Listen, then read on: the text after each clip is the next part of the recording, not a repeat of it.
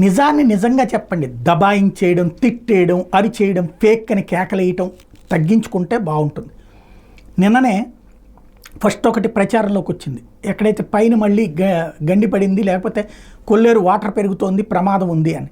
అదేం లేదని నిన్న కలెక్టర్ గారు చెప్పారు, ఏ ప్రాబ్లం లేదని.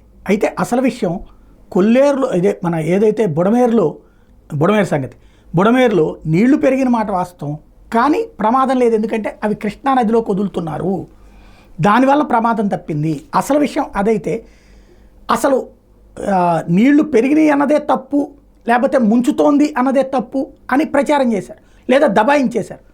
అసలు పాయింట్ ఇప్పుడు ఈనాడే రాసుకొస్తోంది. మళ్ళీ భయపెడుతున్న బుడమేరు, స్వల్పంగా పెరిగిన వరద, ఈసారి పంట పొలాల మునక, కృష్ణానదిలోకి మళ్లింపు, గండ్ల పూడ్చివేతలు జరిగినాయి అన్నటువంటి. కృష్ణానది మీద పవిత్ర సంగమ స్థలికి వరద నీటిని మళ్లించే క్రమంలో బీడీసీ అంటే బుడమేరు డైవర్షన్ ఛానల్కి బుధవారం ఉదయం జీకొండూరు మండలం కౌలూరు, ఇబ్రహీంపట్నం, ఏలప్రోలు సమీపంలో 3 గండ్లు పడ్డాయి. అంటే నిన్న కూడా గండు పడ్డ మాట వాస్తవం. ఈ వరదంతా సింగనగర్కి వస్తుందని ప్రచారం జరగడంతో అధికారులు వెంటనే స్పందించారు. రాత్రికల్లా వాటిని పూడ్చేందుకు ఏర్పాట్లు చేస్తున్నారు. మొత్తం వరదను బీడీసీ ద్వారా అంటే బుడమేరు డైవర్షన్ ఛానల్ ద్వారా కృష్ణానదిలోకి వదులుతున్నారు. బుడమేరు డ్రైన్కి చుక్క నీరు కూడా రాకుండా చర్యలు తీసుకున్నారు.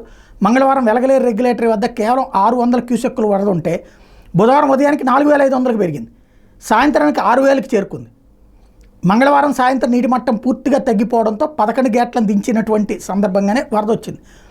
ఈ నేపథ్యంలో వరదని కంట్రోల్ చేశారు. ఇప్పుడు వాస్తవంగా 5.8 అడుగులకి నీటి మట్టం ప్రస్తుతం కొనసాగుతోంది. అది కనుక 11 అడుగులకి పెరిగితే గేట్లు ఎత్తేయాల్సి ఉంటుంది. ప్రస్తుతానికైతే ప్రాబ్లం ఏం లేదు. కాకపోతే అలర్ట్గా ఉన్నది అధికార యంత్రాంగం అంతా కూడా.